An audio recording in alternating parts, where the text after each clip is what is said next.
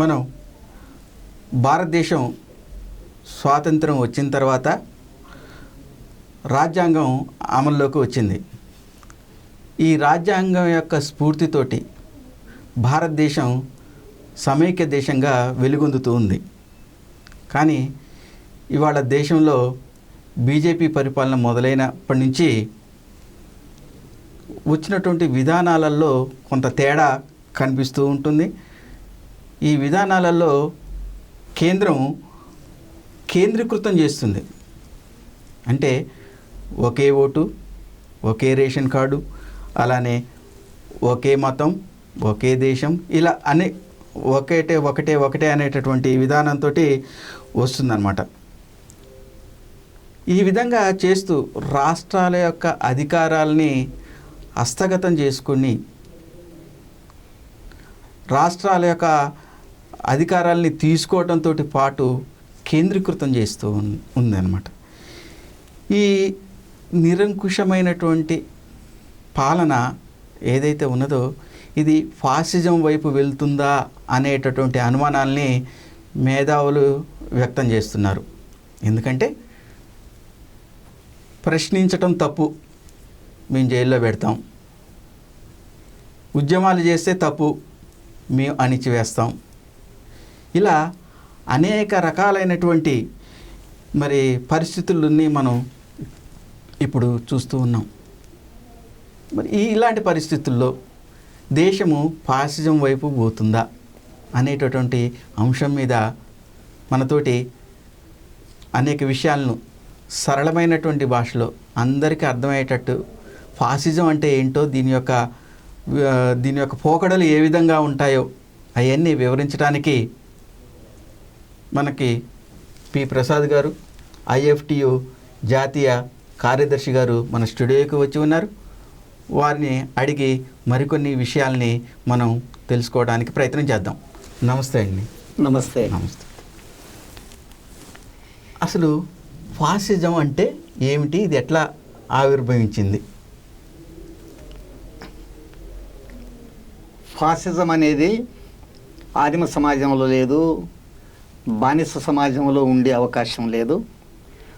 మనుషుల్ని గొలుసులు కట్టి గనుల్లో పనిచేయించి తోటల్లో పనిచేయించిన బానిస సమాజంలో కానీ, ఆఫ్రికన్ నీగ్రోస్తోని అమెరికాలో పశువుల్లాగా పనిచేయించిన కాలంలో కానీ దాన్ని కూడా ఫాసిజం అనరు. మనకి అది ఎంత నిరంకుశమైందైనా క్రూరమైందైనా అది కూడా ఫాసిజం కాదు. భూస్వామ్య సమాజం, రాజరిక సమాజాలు అని ఏదైతే మనం ఫ్యూడల్ యుగం అంటాం, మధ్యయుగాలు, ఆ కాలంలో కూడా అత్యంత నిరంకుశత్వం ఉంటుంది. దాన్ని కూడా ఫాసిజం అన్నారు. ఫాసిజం పెట్టుబడిదారీ వ్యవస్థ వచ్చిన తర్వాత కూడా వెంటనే అది ఫాసిజం రాదు. 1789లో ఫ్రెంచ్లో పారిశ్రామిక విప్లవం ద్వారా పెట్టుబడిదారీ విధానం ఉనికిలోకి వచ్చింది. అంతకంటే ముందు 1688 రక్తరహిత విప్లవం, అంత ముందు 1648 ఇంగ్లాండ్లో వచ్చిన విప్లవాలు అవన్నీ కూడా అయినప్పటికీ 1789 తర్వాత అది మొత్తం యూరోప్, ముఖ్యంగా పశ్చిమ యూరోప్లో వచ్చింది. ఆ పెట్టుబడిదారీ విధానంలో కూడా శ్రమ దోపిడీ చాలా తీవ్రంగా ఉండి కార్మిక వర్గాన్ని అణిచివేస్తుంది. దాన్ని కూడా ఫాసిజం అన్నారు. ఫాసిజం అనేది ఎప్పుడు వస్తుంది ఏమిటి అంటే, పెట్టుబడిదారీ విధానంలో ఒక దశ ద్రవ్య పెట్టుబడిదారీ వ్యవస్థ అని కొత్తది వస్తుంది ఉనికిలోకి. అంటే ఉత్పాదక పెట్టుబడి వేరు, నిరుత్పాదక పెట్టుబడి వేరు, పారిశ్రామిక పెట్టుబడి వేరు, ద్రవ్య పెట్టుబడి వేరు. అంటే సెకండరీ మార్కెట్, వాళ్ళ షేర్ మార్కెట్, స్టాక్ మార్కెట్ ఏవైతే ఉన్నాయో ఇంత సెకండరీ మార్కెట్. ఇందులో తిరిగేది డబ్బు, అది కేవలం ఉత్పత్తితో సంబంధం లేకుండా విలువ పెరగడం తరగడంతో కూడింది. ఇది సెకండరీ మార్కెట్, ప్రైమరీ మార్కెట్ కాదు.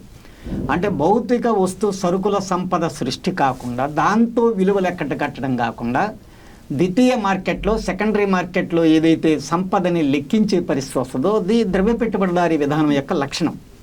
ఈ ద్రవ్య పెట్టుబడిదారీ విధానం ఆధిక్యతా స్థానంలోకి, అంటే పారిశ్రామిక పెట్టుబడి కంటే, అంటే ఉత్పాదక పెట్టుబడి కంటే నిరుత్పాదక పెట్టుబడి అయినా ద్రవ్య పెట్టుబడి ఆధిక్యతా స్థానంలోకి ఎప్పుడైతే వస్తుందో ఒక రాజ్యంలో, రాజ్య అధికారాల్లో, అప్పుడు ప్రారంభమయ్యేదే ఫాసిజం. కనుక ఫాసిజం గొలుసులతో బంధించారా, నిరంకుశత్వం ఉందా, సోక్రటీస్ కాలం లేదా స్పార్టకస్ కాలం ఎంత అణిచివేతలు ఉన్నా ఆ కాలంలో అన్నారు. ఫాసిజం. అదేవిధంగా ఈ కాలంలో కూడా భారతదేశం ఉదాహరణకి వివిధ రాష్ట్రాల్లో ఎంత నిరంకుశంగా ఉన్నా, అది మమతా బెనర్జీ కావచ్చు, కేసీఆర్ కావచ్చు, జగన్ కావచ్చు, రేపు స్టాలిన్ కావచ్చు, మరొకరు కావచ్చు, వాళ్ళు ఎంత అణిచివేసినా బూటకపు ఎన్కౌంటర్లు చేసినా దాన్ని ఫాసిజం అన్నారు. అది నిరంకుశత్వం అంటారు, నియంతృత్వం అంటారు. మరి ఫాసిజం అంటే ఏంటి? ద్రవ్య పెట్టుబడిదారీ వ్యవస్థ అభివృద్ధి దేశం ఒక అత్యున్నత స్థాయికి వెళ్ళిన తర్వాత అది మొత్తం తన అధికారాన్ని తానే కేంద్రీకరించుకొని రాష్ట్రాలని సైతము కమాండ్ చేసే స్థాయికి వచ్చి మొత్తం దేశం అంతా కూడా ఇప్పుడు ఇందాక మీరు ఏదైతే చెప్పారో యాంకర్గా, ఒకే ఓటు, ఒకే మతము, ఒకే కులము, ఒకే జాతి, ఒకే రాజ్యాంగం, ఒకే భాష అనే స్థాయికి ఏది తేగలుగుతుందో అప్పుడు దాన్ని మాత్రమే ఫాసిజం అంటారు. అసలు ఫాసిజానికి ఉన్నటువంటి నిర్వచనం అది. ఓకే. అంటే ఫాసిజానికి పార్లమెంటు ప్రజాస్వామ్యానికి మధ్యన తేడా ఉందా? ఉంటే అదేంటిది? తప్పనిసరిగా ఉంది. పార్లమెంటరీ ప్రజాస్వామ్యం అంటే శ్రామిక వర్గాన్ని, పార్లమెంటరీ ప్రజాస్వామ్యం కూడా పెట్టుబడిదారీ సమాజం కంటే ముందున్న సమాజాల్లో సాధ్యం కాదు. అంటే ఆదిమ సమాజాలు కానీ, భూస్వామ్య సమాజం కానీ, రాచరికాల కాలాల్లో కానీ పార్లమెంటరీ ప్రజాస్వామ్యం రాదు. సరే, మాగ్నా కార్టా 13వ శతాబ్దంలో ఇంగ్లాండ్లో పార్లమెంటరీ వ్యవస్థకి పునాది వేసిన, అది మధ్యయుగంలో అయినా అది బీజ రూపంలో ఉంది, కానీ అది వ్యవస్థీకృత రూపం ధరించలేదు, ఎస్టాబ్లిష్ కాలేదు. ఎస్టాబ్లిష్ ఎప్పుడైందంటే పారిశ్రామిక పెట్టుబడిదారీ వర్గం ప్రపంచంలో భూగోళంలో ఉనికిలోకి వచ్చిన తర్వాతనే పార్లమెంటరీ వ్యవస్థ వచ్చింది. సరే, భారతదేశంలో పరిపూర్ణమైన పెట్టుబడిదారీ వ్యవస్థగా ఏర్పడకపోయినా ఇది సామ్రాజ్యవాద యుగం గనక భారతదేశం లాంటి దేశాల్లో కూడా సామ్రాజ్యవాద వ్యవస్థలో ఉన్న పెట్టుబడిదారేతర దేశాలు కూడా, అది వలస కానీ, అర్ధవలస కానీ, న్యాయవలస కానీ, పరాధీన దేశాలు ఏవి ఉన్నా వాటిల్లో కూడా వాటి ఛాయలు వస్తాయి కనుకనే భారతదేశంలో పార్లమెంటరీ వ్యవస్థ వచ్చింది. పార్లమెంటరీ ప్రజాస్వామ్యం అంటే పెట్టుబడిదారీ వర్గం శ్రామిక వర్గం మీద అణిచివేసే ఒక నియంతృత్వ రూపం. అది పార్లమెంటరీ ప్రజాస్వామ్యం. ఆ నియంతృత్వంగా కనబడకుండా ఉండటం కోసం కప్పిన ముసుగు మాత్రమే పార్లమెంటరీ ప్రజాస్వామ్యం. అంటే ఆ ముసుగు లేకుండానూ నియంతృత్వం ఉండొచ్చు, ఆ ముసుగులోనూ నియంతృత్వం ఉండొచ్చు. అది ఈ పార్లమెంటరీ ప్రజాస్వామ్యం ముసుగు కప్పుకున్న నియంతృత్వంగా, శ్రమ దోపిడీ వ్యవస్థలో శ్రామిక వర్గాన్ని దోచుకోవడానికి పెట్టుబడిదారీ వర్గం అనుసరించే ఒక ముసుగది పార్లమెంటరీ ప్రజాస్వామ్యం. అయితే ఫాసిజం అంటే ఏంటంటే అది ద్రవ్య పెట్టుబడిదారీ విధానం అనే ఒక కొత్త వ్యవస్థ వచ్చినప్పుడు దాన్ని పూర్తిగా తొలగించి వేసి దాని స్థానంలో ప్రవేశపెట్టేదాన్ని ఫాసిజం అంటారు. అంటే ఒక ఆట నియమాలు ఎలా అయితే ఉంటాయో, ఒక కబడ్డీ కానీ చెడుగుడు కానీ ఆట ఆడేటప్పుడు కొన్ని నియమాలు ఎలా ఉంటాయో పెట్టుబడిదారీ వ్యవస్థకు కూడా అలాంటి నియమాలు ఉంటాయి. పెట్టుబడిదారీ వర్గం అంతా తమ వర్గ ప్రయోజనాల్ని కాపాడుకునేది పార్లమెంటరీ ప్రజాస్వామ్యం. ఇక్కడ వర్గం కాదు, వర్గంలో ఒక ముఠా ప్రయోజనాల్ని కాపాడుకునేది. ఆ పెట్టుబడిదారీ వర్గంలో కూడా మళ్ళీ అత్యున్నత స్థాయికి వెళ్ళిన ఒక స్టెప్లో ఉన్న ఒక చిన్న కోటరీ కానీ దాన్ని ఏమైనా అనొచ్చు ఒకటి ఉంటుంది, దానికోసం ప్రవేశపెట్టబడేది మాత్రమే ఫాసిజం. కనుక అది ఆ రెండింటి మధ్య తేడా. ఓకే. అయితే ఈ మధ్యకాలంలో దేశ రాజకీయాల్లో భారతదేశంలో ముఖ్యంగా ఫాసిజం అనేటటువంటి మాట వినిపిస్తూ ఉంది. అంటే భారతదేశంలో ఈ రంగంలోకి అసలు ఈ ఫాసిజం ఎందుకు వచ్చింది, ఎప్పుడు వచ్చింది? అసలు ఫాసిజము అనేది భారతదేశంలో అంటే దీనికి 100 ఏళ్ల చరిత్ర ఉంది. లెనిన్ మరణించి ఇంకో 2-3 ఏళ్ళు అయితే 100 ఏళ్ళు అవుతుంది. లెనిన్ జీవించుండగానే ఫాసిజం అనే పదాన్ని ప్రయోగించాడు మొట్టమొదట. అంటే ఇటలీలో, అసలు జర్మనీ కంటే ముందు ఇటలీలోనే ఆ ఫాసిస్టు ఛాయలు ముందు వ్యక్తమయ్యాయి మొదటి ప్రపంచ యుద్ధం తర్వాత. అంటే ఆ యుద్ధం 1918లో ముగిసింది. ఇటలీలో కార్మికోద్యమాన్ని అణిచివేయడానికి అక్కడ ఉన్న కార్పొరేట్ వ్యవస్థ అంతా అనుసరించిన విధానాల్లో ఒక ఫాసిస్ట్ స్వభావం ఉంది అనే విషయాన్ని 1920-21 నాటికే ఆనాడు 3వ కమ్యూనిస్ట్ ఇంటర్నేషనల్ గుర్తించింది. లెనిన్ ఆ పదాన్ని కూడా మొట్టమొదటిగా ప్రయోగించాడు. అయితే అది 100 ఏళ్ల చరిత్ర కలిగిన అది ఇటలీ కంటే జర్మనీది ఎక్కువ ఫోకస్లోకి వచ్చింది తర్వాత కాలంలో. ముఖ్యంగా 1930వ దశాబ్దంలో పెద్ద ఎత్తున అది ఫోకస్లోకి వచ్చింది. 40లో దాని దుష్ఫలితాలంతా మనం విన్నాం. అయితే భారతదేశం అంటే ఇది ఇప్పుడు మేము భావిస్తున్నట్టు ఇది పెట్టుబడిదారీ దేశం కాదు. భారతదేశం ఇది ఒక పరాధీన దేశంగానే భావిస్తున్నాం. సామ్రాజ్యవాద యుగంలో పరాధీన దేశం. ఇలాంటి దేశాల్లో ఫాసిజం వస్తుందా, ఇది ఒక ప్రశ్న. అయితే ఒకప్పుడు ఇదో పెద్ద చర్చనీయాంశంగా ఉన్న ఇవాళ భారతదేశ ఆర్థిక వ్యవస్థలో వచ్చిన అనేక మార్పులు, ఇక్కడ కూడా ద్రవ్య పెట్టుబడి ఆధిక్యత స్థానంలోకి వస్తూ ఉన్న కారణంగా సరే వ్యవస్థ స్వభావం దాని మౌలికమైన మార్పులు ఉన్నాయా లేదా వాటిలోకి నేను వెళ్ళటలేదు. కానీ ఇక్కడ కూడా మన ఆర్థిక వ్యవస్థలో వచ్చిన మార్పుల వల్ల అది యూరప్లో లాగానే వస్తుందా లేదా అనేది వేరు విషయం. కానీ ఏదైనా ఫాసిస్టు స్వభావాన్ని కలిగినటువంటి ఒక రాజకీయ వ్యవస్థను ప్రవేశపెట్టే అవకాశాలు ఇక్కడ వస్తున్నాయి. ఈ క్రమంలోనే ఫాసిజం అనే పదం కూడా రాజకీయ వర్గాల్లో ఇవాళ ఉనికిలోకి వస్తుంది.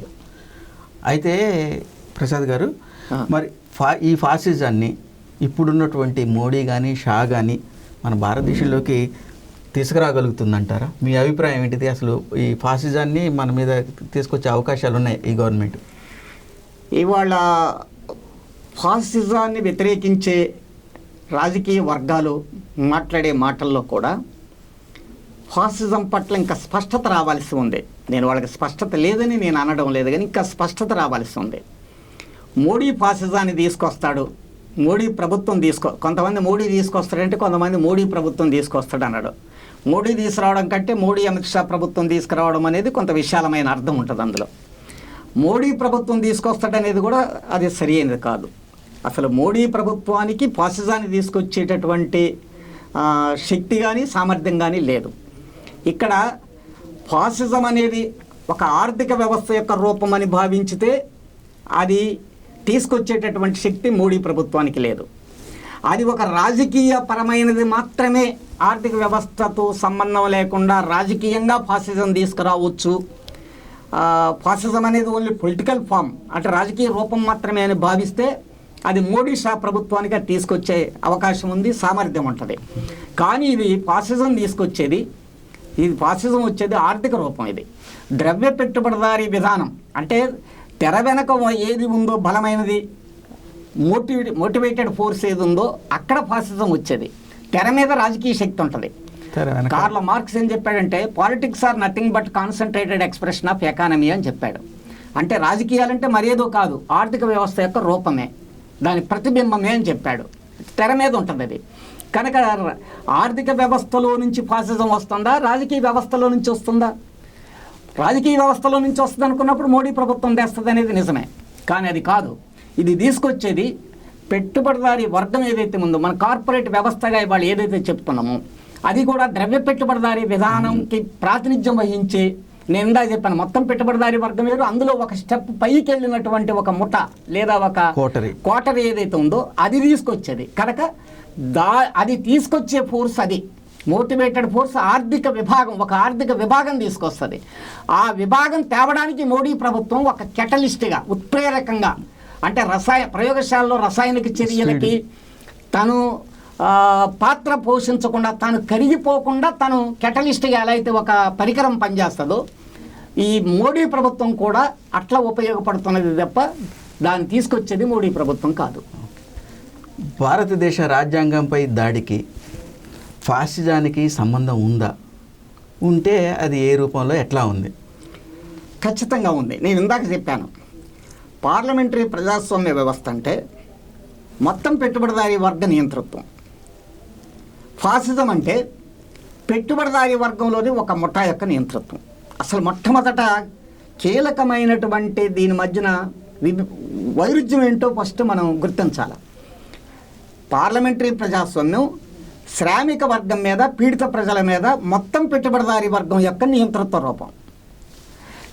పెట్టుబడిదారీ వర్గంలోని ఒక ముఠా మాత్రమే నియంతృత్వ రూపాన్ని చలాయించేదాన్ని అది ఫాసిజం అంటారు. కనుక భారతదేశ రాజ్యాంగం, ఇవాళ ఉన్నటువంటి రాజ్యాంగం ప్రజలకి బాహ్యంగా ఎన్ని స్వేచ్ఛ, స్వాతంత్రాలు, హక్కులు వాటికి సంబంధించినవి మనకు కల్పించిన సారాంశంలో అంతిమ పరిశీలనలో అది తమ వర్గానికి ప్రమాదం జరగకుండా ఉన్నంతకాలం మాత్రమే ఆ హక్కుల్ని ప్రజలకి కొనసాగిస్తూ ఉంటుంది. ఆ వర్గ పోరాటాలు అత్యున్నత స్థాయికి చేరకుండా ఉన్నంతకాలం వాటిని ముద్దుబార్చడానికి ప్రజలకి ఏ హక్కులు ఇవ్వాల్సిన అవసరం ఉంటుందో అంతవరకు మాత్రమే మొత్తం ఆ వర్గం ఇస్తుంది, పెట్టుబడిదారీ వర్గం. కానీ ఇక్కడ దానికి అనుకూలమైన రచించినటువంటిది భారతదేశ రాజ్యాంగం. అది వర్గ నియంతృత్వం యొక్క ముసుగు కప్పుకున్న పార్లమెంటరీ ప్రజాస్వామ్య రూపం మన రాజ్యాంగం. అందులో ఖచ్చితంగా ప్రజలకు ఉపయోగపడే కొన్ని అంశాలు ఉంటాయి. కానీ వాటిని కూడా తొలగించాల్సిన అవసరం ఆ ముఠాకి, ఏది పెట్టుబడిదారి వర్గంలో కూడా ఒక పై స్థాయికి చేరిన కోటర ఏదైతే ఉందో దానికి ఆ రాజ్యాంగం కూడా అడ్డొస్తుంది. ఆ రాజ్యాంగం మొత్తం పెట్టుబడిదారి వర్గం, మొత్తం శ్రామిక వర్గం మీద దాడికి ఉపయోగపడేది ఆ రాజ్యాంగం.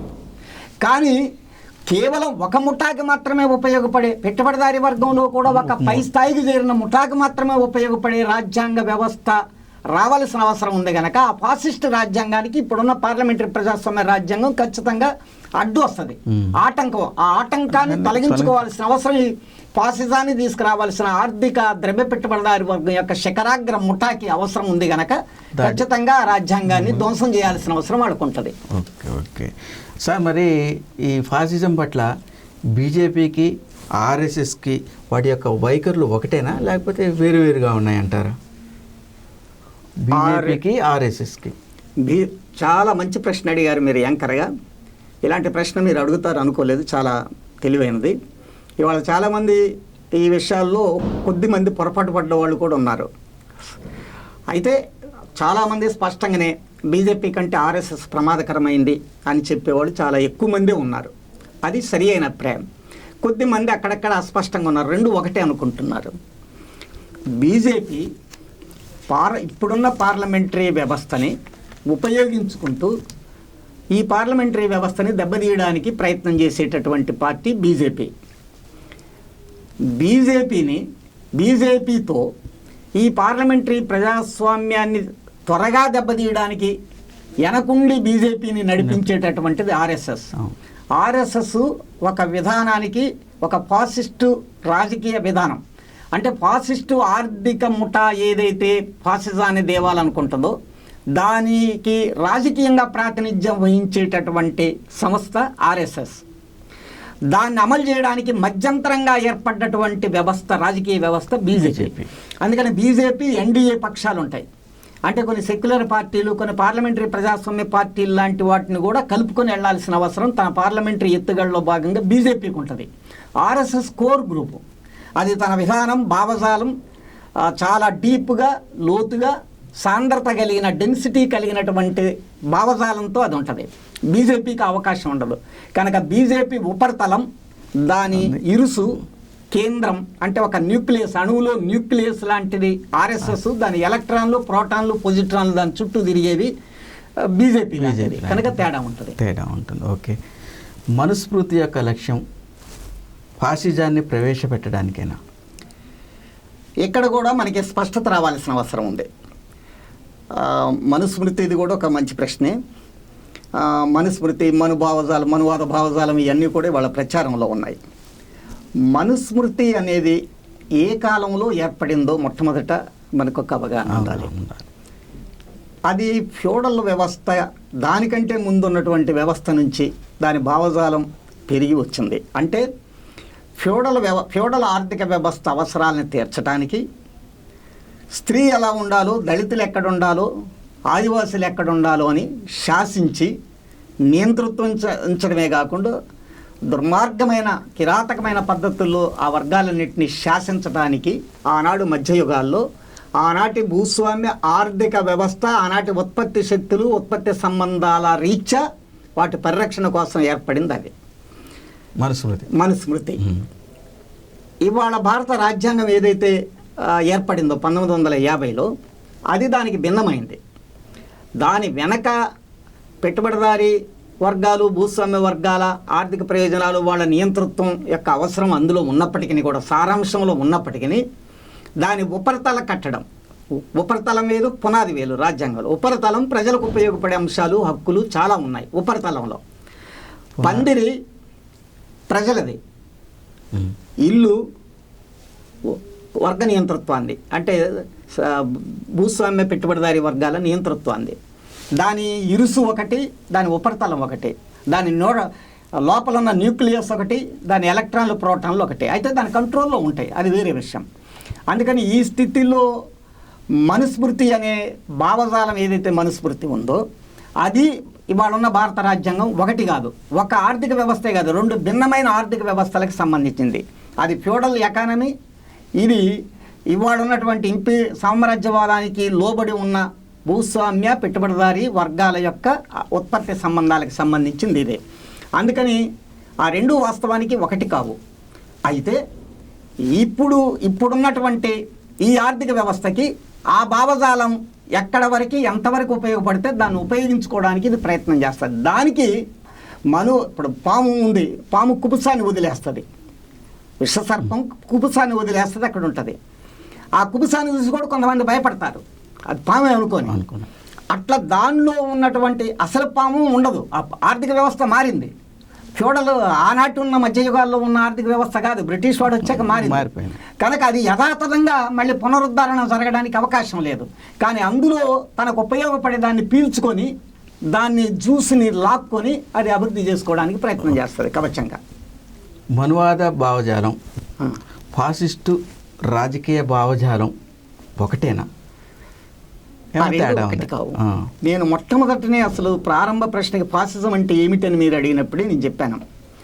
ఆదిమ సమాజంలో కానీ బానిస సమాజంలో కానీ గొలుసులు కట్టేసే మనుషులు కట్టేసే సమాజంలో కానీ భూస్వామ్య సమాజంలో కానీ ఫాసిజానికి అసలు ఫాసిజం యొక్క పునాదులే ఉండవు. దాని బీజాలు ఉండటానికి అవకాశం లేదు. వాటిని వేరే నిరంకుశత్వం, నియంతృత్వం, కిరాతకత్వం ఎందే అనొచ్చు, కానీ ఆ వర్గ నియంతృత్వాలు అది ఫాసిజం కాదు.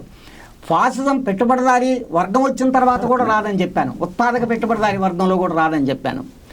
అది ద్రవ్య పెట్టుబడిదారీ వర్గం, పెట్టుబడి బాగా అభివృద్ధి అయిన తర్వాత అది పరిశ్రమల్లో ఉత్పత్తులు అన్నీ పెట్టాక గనులు కనులు కార్ఖానాలు అన్నీ పెట్టిన తర్వాత మిగిలిపోయి షేర్ మార్కెట్కి వస్తుంది. అది పైన తిరుగుతుంటుంది సెకండరీ మార్కెట్గా. అది ఈ మొదటి పెట్టుబడిని డామినేట్ చేసినప్పుడు ఫాసిజం వస్తుంది. కనుక మనువాద భావజాలం ఫాసిజం ఒకటి కావు. మనువాద భావజాలం అసలు పెట్టుబడి లేకముందు, పెట్టుబడిదారీ వ్యవస్థ భూగోళంలో రాకముందు వచ్చింది మనువాద భావజాలం. ఇది ఫాసిస్ట్ భావజాలం అనేది పెట్టుబడిదారీ విధానంలో కూడా ద్రవ్య పెట్టుబడిదారీ విధానం డామినేషన్లోకి వచ్చిన తర్వాత వచ్చేది ఫాసిజం భావజాలం. కనుక చారిత్రకంగా ఈ రెండు ఒకటి కాదు. అంటే ఈ భావజాలాలు ఒకటి కాదు, వేరు ఒకటి కాదు, వేరు. ఓకే సార్, ఇప్పటికీ ఫాసిస్ట్ పాలన దేశంలో ఉనికిలో ఉందంటారా? ఇవాళ భారతదేశం ఇంకా ఫాసిస్ట్ దేశంగా మారలే.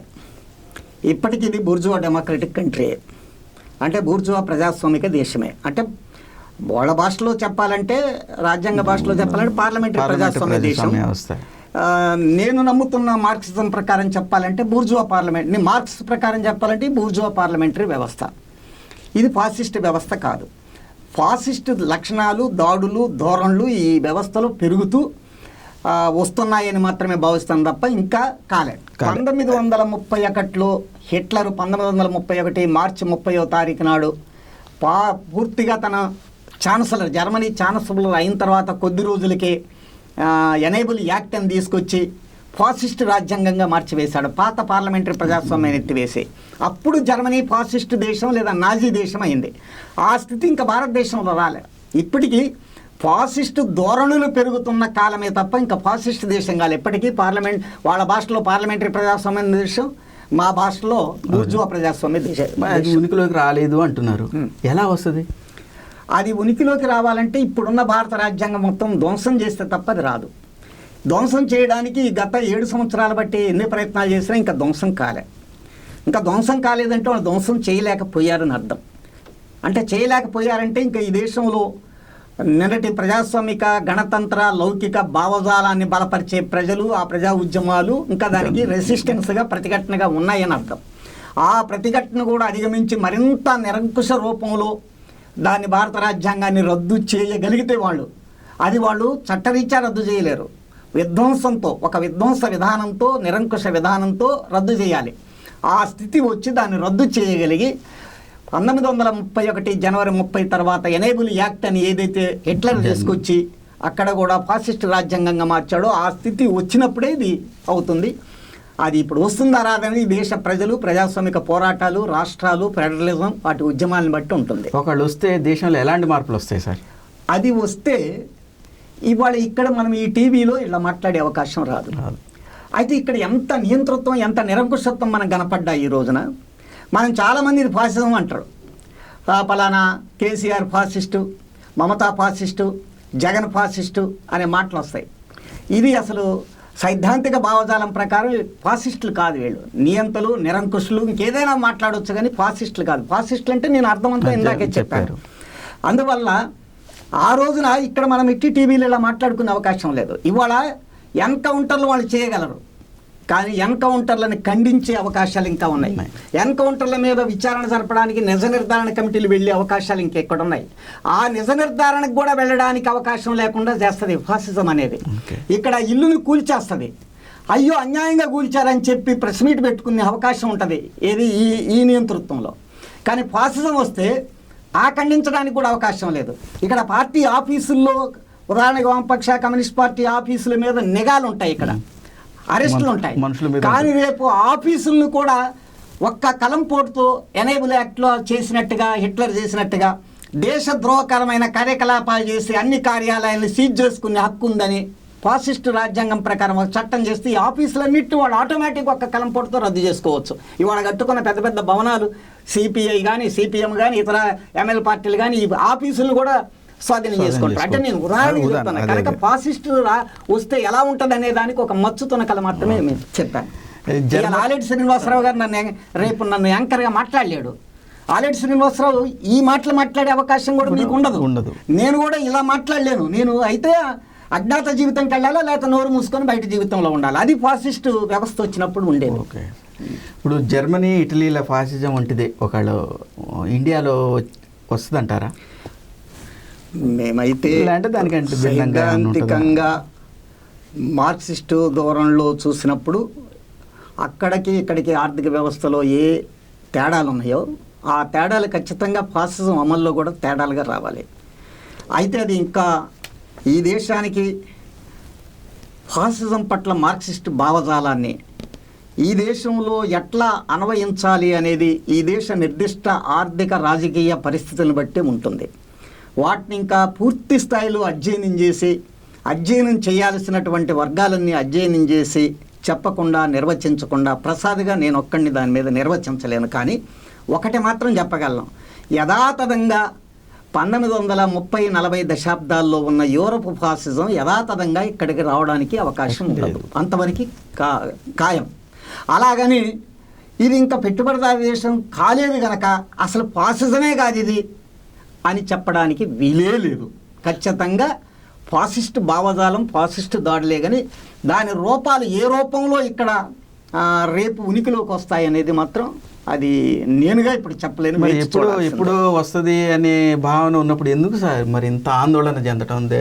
మరి కమ్యూనిస్టులు కానివ్వండి, ఉద్యమకారులు కానివ్వండి, ఎందుకు ఆందోళన అంటే ఇప్పుడు ఒక ప్రమాదకరమైన పరిస్థితి ముంచుకొస్తున్నప్పుడు ఆ ప్రమాదాన్ని తప్పించాలంటే ముందుగా ప్రజలను అప్రమత్తం చేసుకోవాల్సిన బాధ్యత ఉంది. అంటే ప్రమాదం మీద పడ్డ తర్వాత ఫాసిస్ట్ రాజ్యం వచ్చాక అప్పుడు పోరాడదామంటే అది ముందు చూపుతో చేసేది కాదు. ఈ ప్రాంతంలో పాము తిరుగుతుంది, మన పెరటి దొడ్డిలో, మన ఇంటి అనక పెరటి దొడ్డిలో త్రాసుబాము తిరుగుతుంది అన్నప్పుడు ఖచ్చితంగా జాగ్రత్తగా కర్ర దగ్గర ఉంచుకొని మాత్రమే ఆ పెరట్లో తిరగండి అని చెప్పడం అనేది ఎలాంటిదో ఇది అలాంటి ముందు జాగ్రత్తగా. అది తిరుగుతుందని తెలియనప్పుడు కర్ర పట్టుకుని తిరగమని చెప్పాల్సిన అవసరం లేదు. అది అంతే. ఓకే సార్, చాలా విషయాలు చెప్పారు. కొంచెం మనం బ్రేక్ తీసుకొని మళ్ళీ వెంటనే మనం పునరాగమనం అవుదాం.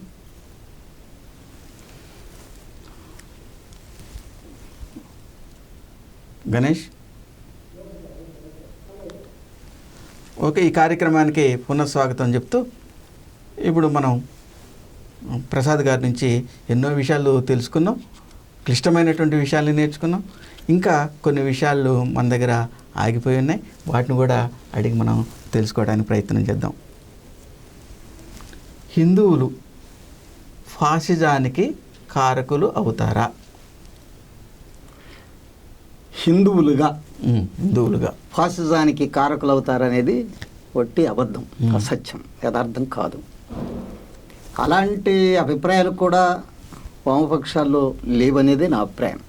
ఎక్కడైనా ఏదైనా అస్పష్టత ఉన్న వాళ్ళకు ఉంటే ఉండొచ్చు, కానీ కమ్యూనిస్టు ఉద్యమానికి కానీ మార్క్సిస్ట్ సిద్ధాంత శక్తులకు కానీ వామపక్ష శక్తులకు కానీ ఆ విషయంలో అలాంటి అస్పష్టత లేదు, స్పష్టతే ఉందని నేను అనుకుంటున్నా.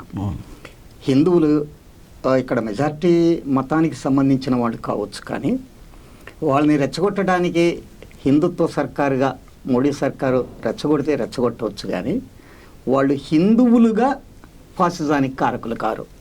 అందులో ఎవరైనా 1%, 2%, 3% హిందుత్వవాదులుగా మారితే అవకాశం ఉండొచ్చు, వాళ్ళ వరకే ఉంటే ఉండొచ్చు. హిందువులు వేరు, హిందుత్వవాదులు వేరు.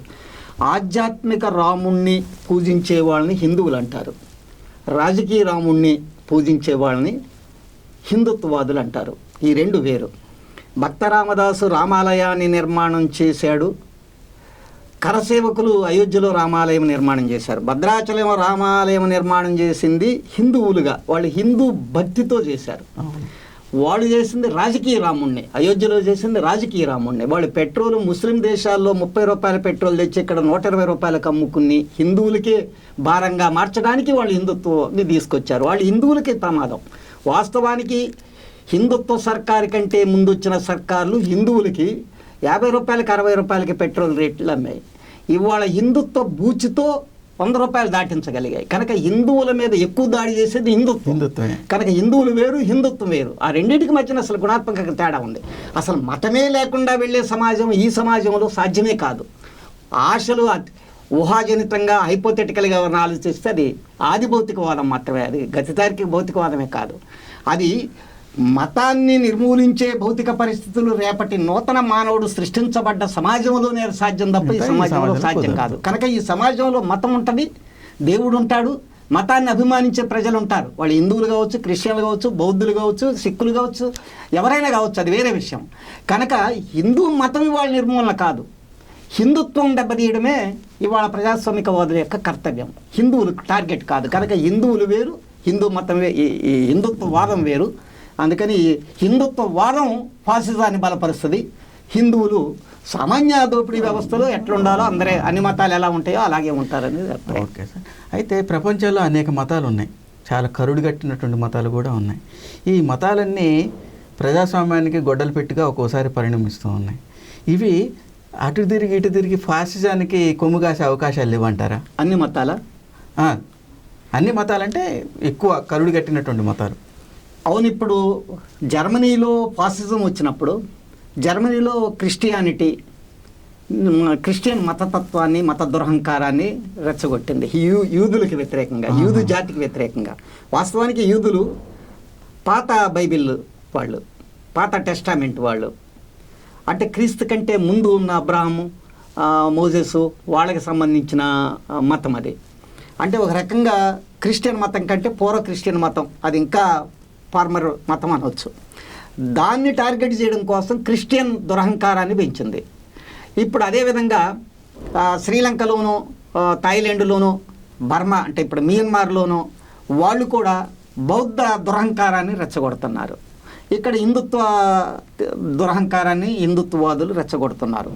ఏ దేశంలోనైనా అక్కడ ద్రవ్య పెట్టుబడిదారీ వ్యవస్థ ఒకవేళ తనకి ఫాసిజం అవసరం అనుకుంటే అక్కడ ఏ మతాలు ఎక్కువ మెజార్టీ ప్రజలు ఉన్నారో ఆ మతాలను ఉపయోగించుకుంటారు అంతే తప్ప ప్రపంచమంతా హిందుత్వం మాత్రమే ఇక్కడ ఫాసిజం వైపు వెళ్తుంది, మిగతా మతాలంతా బుద్ధిమంతుల మతాలు అనేది నిజం కానే కాదు. అలా అనుకుంటే ఈ ప్రపంచంలో అన్ని మతాల కంటే క్రిస్టియన్ మతం ప్రజాస్వామిక లౌకికవాదుల మీద, శాస్త్రవేత్తల మీద, గెలీలియో మీద, బ్రూనోల మీద దాడి చేసిన దాంట్లో అది పశ్చిమ భూగోళం అంతా అదే దాడి చేసినటువంటి మతం. కనుక ఇది ఈ దేశ నిర్దిష్ట పరిస్థితులను బట్టి మెజార్టీ హిందుత్వ భావజాలం ఫాసిజానికి అనుకూలంగా కెటలిస్ట్గా ఉపయోగపడుతుందనే తప్ప ప్రపంచమంతా మతాల్లో ఈ మత దురహంకార ధోరణులు ఫాసిజానికి ఉపయోగపడ్డాయి. రేపు కూడా ఆయా దేశాల్లో ఆ ఫాసిజం అవసరమైనప్పుడు, ఆర్థిక శక్తులకు అది అవసరమైనప్పుడు అక్కడున్న మెజార్టీ మతాల్ని ఇలాగే ఉపయోగించుకుంటారనేది అభిప్రాయం. నాది చిన్న ఇది, ప్రపంచంలో ఫాసిజాన్ని అమలు చేసేటటువంటి దేశాలు ఏమైనా ఉన్నాయా? ఇప్పటికిప్పుడు ఈ క్షణంలో ఫాసిస్ట్ దేశాలు లేవు. ఫాసిస్ట్ ధోరణులు వస్తున్న ధోరణులు ఉన్న దేశాలే ఉన్నాయి తప్ప ఇప్పుడు ఫాసిస్ట్ దేశాలు లేవు. 1945 మే 9వ తారీఖు నాడు భౌతిక శక్తిగా ఫాసిజం అంతరించింది. అది ఆ రోజున బెర్లిన్ మీద అరుణ పతాకం ఎగిరి సోవియట్ ఎర్ర సైన్యాలు బెర్లిన్ని ఆక్రమించి హిట్లరు ఆత్మహత్య చేసుకున్న తర్వాత భౌతిక శక్తిగా, రాజకీయ భావజాలం అసలే అంతరిస్తుందా అది వేరే విషయం. అది భావజాలం కొన్ని నరాల్లో, రక్తాల్లో కొంతమందికి ఉంటే ఉండొచ్చు. కానీ ఒక భౌతిక శక్తిగా, ఒక ఆబ్జెక్టివ్ ఫోర్స్గా అంతరించింది. 1945 మే 9 తర్వాత ఇప్పటి వరకు ఏ దేశం కూడా ఫాసిస్ట్ దేశం, ఫాసిస్ట్ స్వభావం కలిగిన పార్టీలు ఎన్నికైనవి కూడా కొన్ని చోట్ల ఉన్నాయి, కానీ వాళ్ళు ఫాసిస్ట్ రాజ్యాంగాన్ని తేలేకపోయారు. ఆస్ట్రియాలో ఒకసారి అట్లాంటివి వచ్చినవి ఉన్నాయి, మన యూరోప్లో అట్లాంటి కొన్ని దేశాల్లో కొంత ఫాసిస్ట్ స్వభావం కలిగినవి వచ్చినాయి అయితే వచ్చినాయి. ఇప్పుడు మనకు దగ్గర కూడా మోడీ ప్రభుత్వం ఫాసిస్టు రాజకీయ స్వభావం కలిగిన ప్రభుత్వం, కానీ ఇంకా ఇది ఫాసిస్టు రాజ్యాంగం రాలేదు. అందుకని ఎట్ ఏ టైం ఇప్పుడు no fascist country in world. ఫాసిజాన్ని ఎదిరించడంలో కొత్త పోరాట పందాలు ఎలా ఉంటాయి, ఆ ఎత్తుగడలు ఎలా ఉంటాయి ఒకసారి? ఫాసిజం వచ్చిన తర్వాత చాలా మార్పులు రావాలి. ఫాసిస్ట్ ధోరణులు పెరుగుతున్నప్పుడు కూడా ఆ మార్పుల యొక్క లక్షణాలు ఇప్పుడే పోరాట ఎత్తుగడలో అవి మనకు కనపడాలి. ఇక్కడ ఉదాహరణకి నేను సంఖ్యాశాస్త్రం ప్రకారం చెప్పటం లేదు, కానీ వర్గ సమాజంలో క్లాస్ సొసైటీ అంటే దోపిడీ వర్గం, పీడిత వర్గం, అణిచివేయబడేది, అణిచివేసేది అనే రెండు వర్గాలు ఉన్న సమాజంలో 10% మంది అణిచివేసే వాళ్ళైతే 90% మంది అణిచివేయబడే వాళ్ళు ఉంటారనేది ఒక సాధారణ అంకె.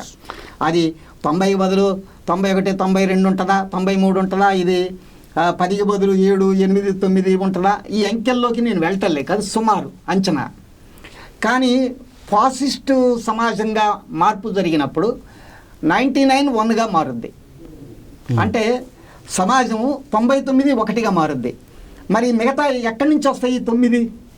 90% మంది పీడితుల స్థానంలో 99 రావాలంటే ఇంకో 9 అదనంగా రావాలిగా. అంటే దోపిడీ వర్గం 10%లో నుంచి 9 మంది ఇటు రావాలి, 9, 8 ఉన్నారో 8 మంది ఇటు రావాలి. అంటే చిన్న వ్యాపారులు, జాతీయ బూర్జువా వర్గాలు, చిన్న పెట్టుబడిదారి వర్గాలు, వీళ్ళందరూ కూడా రేపు దెబ్బతింటాయి. ఇప్పుడు మాల్స్ వస్తే మొత్తం వ్యాపార వర్గాలు ఎలా దెబ్బతింటున్నాయో, దోపిడీ వర్గంలోనే మళ్ళీ వర్గ విభజన వస్తుంది. దోపిడీ వర్గంలోనే అందులోని 90%, అంటే అది 10-100% అనుకుంటే, ఆ 10 మందిని మనం 100% అనుకుంటే అందులో 9 మంది వస్తే 90% వచ్చినట్టు మళ్ళీ అందులో అంకెల ప్రకారంగా. అట్లా 99:1 అంటే 90:10 బూర్జువా పార్లమెంటరీ వ్యవస్థలో వర్గ సమాజంలో ఉంటే, ఫాసిస్ట్ సమాజంలో 99:1గా మారుద్ది. అది కనుక ఖచ్చితంగా ఆ 9 మెంబర్స్ని, అంటే దోపిడీ వర్గంలో నుంచి వచ్చిన 10%లో నుంచి వచ్చిన 9 మందిని కూడా కలుపుకుపోయే ఎత్తుగళ్ళని ఫాసిస్ట్ వ్యతిరేక శక్తులు, రాజకీయ శక్తులు, కమ్యూనిస్టులు, వామపక్షాలు అనుసరించాల్సిన అవసరం ఉంటుంది. అయితే సార్, ఇప్పుడు దేశంలో ఎక్కడ చూసినా మేధావులు అనబడేటటువంటి వాళ్ళని, ప్రశ్నించే తత్వం ఉన్నటువంటి వాళ్ళని, తర్వాత వీళ్ళు ఉద్యమాల్లో పనిచేస్తున్నారు అనబడేటటువంటి వాళ్ళ మీద అనేక రకాలైనటువంటి కేసుల్ని నమోదు చేసి వాళ్ళల్లో జైల్లో కుక్కుతున్నారు. ఇది కూడా ఒక రకమైన ఫ్యాసిజం కాదంటారా, నియంతృత్వం అంటారా? ఫాసిజం రాకముందు కూడా బూటకపు ఎన్కౌంటర్లు ఉంటాయి. ఫాసిజం రాకముందు కూడా జైళ్ళల్లో కుక్కే ఉంటాయి. జైళ్ళల్లోకి కోర్టుకి అటెండ్ చేయడానికి తీసుకెళ్తూ కూడా కాల్చి చంపేవి ఉంటాయి. ఇక్కడ ఫాసిజం అంటే ఒక సాయిబాబాని అండాసెల్లో బంధించటం, వరవర స్టాన్ స్వామి మరణించే పరిస్థితి కల్పించటం, 80 ఏళ్ల అతన్ని, వరవరరావు లాంటి వాళ్ళని, లేకపోతే అనేక మంది సుధాభరద్వాజ్ వీళ్ళందరినీ జైళ్ళల్లో పెట్టినటువంటి స్థితి ఫాసిస్టు స్వభావం వల్ల ఆ అరెస్టులు తీవ్రతరం అవుతున్నాయి అన్నంతవరకు అంగీకరించాలి. అదే కానీ ఇవన్నీ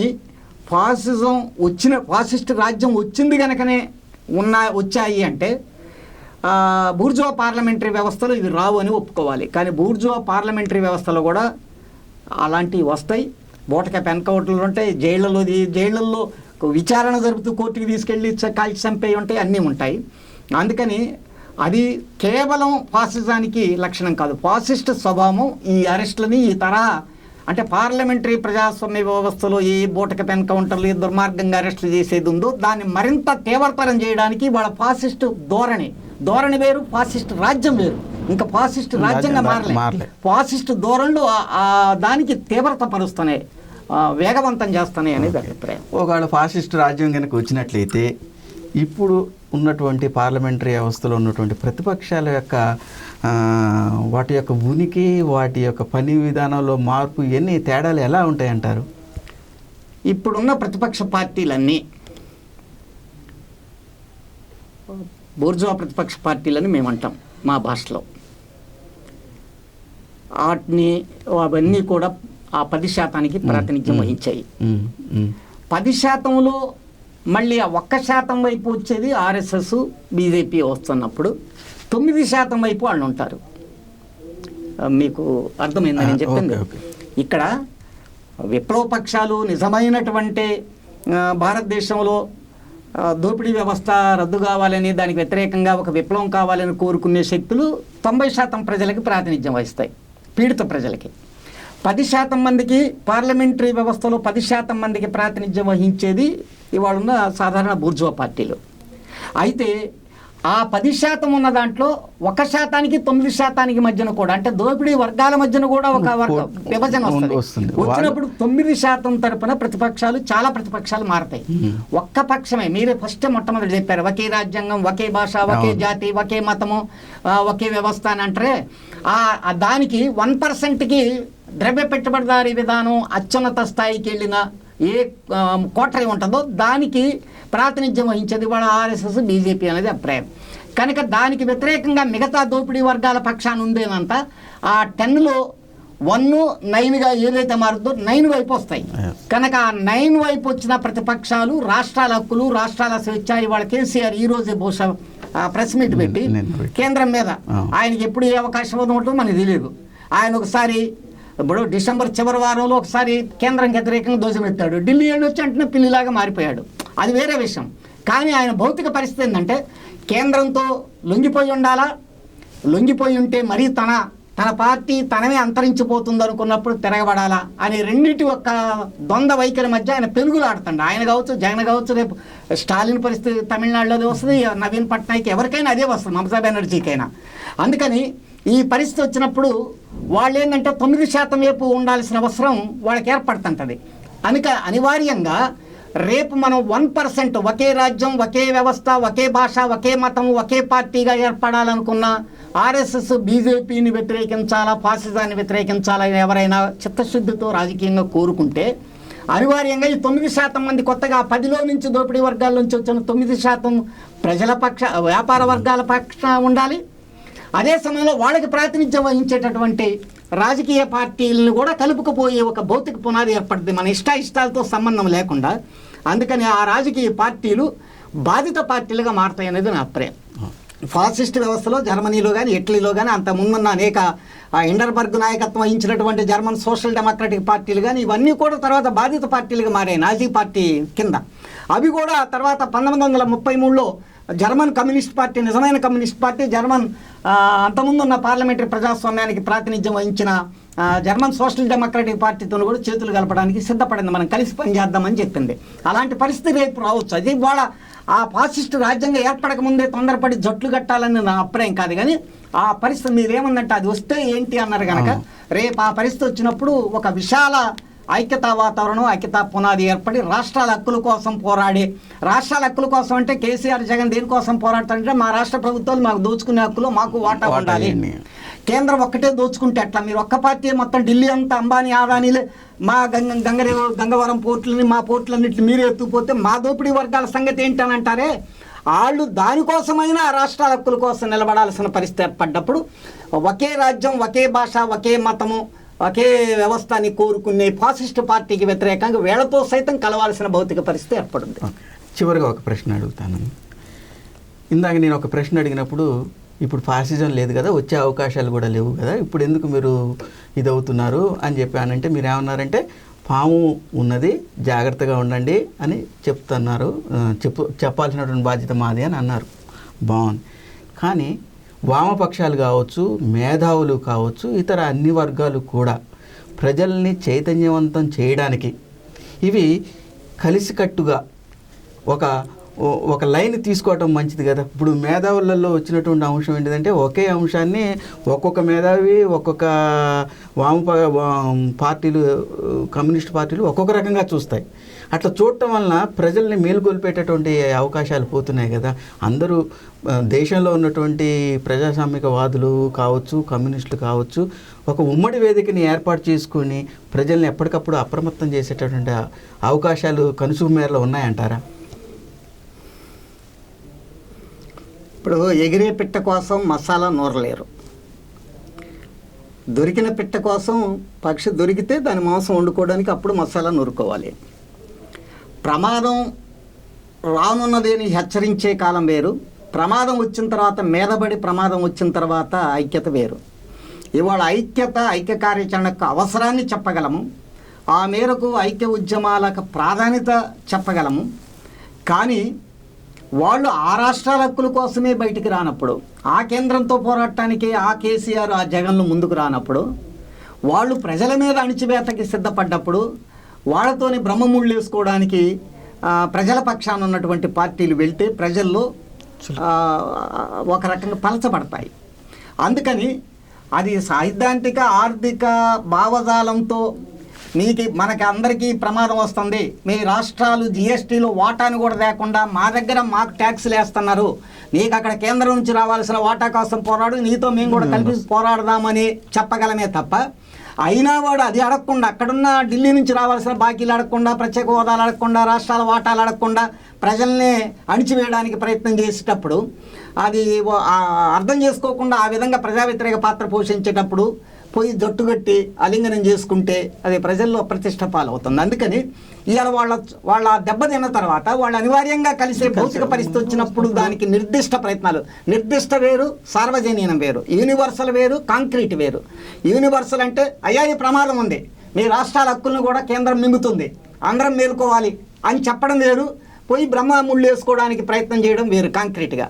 అందుకని ఆ నిర్దిష్టత, సార్వజనీనత, యూనివర్సాలిటీ అండ్ కాంక్రీట్, ఈ రెండింటి మధ్యన మార్క్సిస్టు శక్తులు అంటే ప్రజల పక్షాన వహించే శక్తులు జాగ్రత్తగా అంచనా వేసుకొని వెళ్లాల్సిన అవసరం ఉంది. ఆ ప్రకారంగా ఎత్తుగళ్ళు ఉంటే అది సరిగ్గా ప్రజల ఆదరణ, ఆమోదం పొందుద్దని నేను భావిస్తాను. ఓకే ప్రసాద్ గారు, మరి ఇప్పటివరకు మనం ఫాసిజం వైపు దేశం పయనించే అవకాశాలు ఉన్నాయి, మీరందరూ అప్రమత్తంగా ఉండండి, ఈ యొక్క ప్రమాదాన్ని మనం నివారించగలిగేటటువంటి అవకాశాలని మనం ఎత్తుక్కోవాల్సినటువంటి అవసరం ఉన్నది, వీటి కోసం మేము ప్రయత్నం చేస్తాము అని చెప్పేసి ప్రయత్నం చేయాలి అనేటటువంటి అంశాన్ని మన ప్రసాద్ గారు మనకి చాలా చక్కగా వివరించారు. ఫాసిజం యొక్క గుట్టు రట్టు మొత్తాన్ని మనకి విప్పి బయటపెట్టి చక్కటి సమాచారాన్ని ఇచ్చారు. చూస్తున్నటువంటి ప్రేక్షకులందరికీ ధన్యవాదాలు తెలియజేస్తూ, ఈ కార్యక్రమాన్ని ఇప్పటివరకు చూసినందుకు మీకు ధన్యవాదాలు తెలియజేస్తూ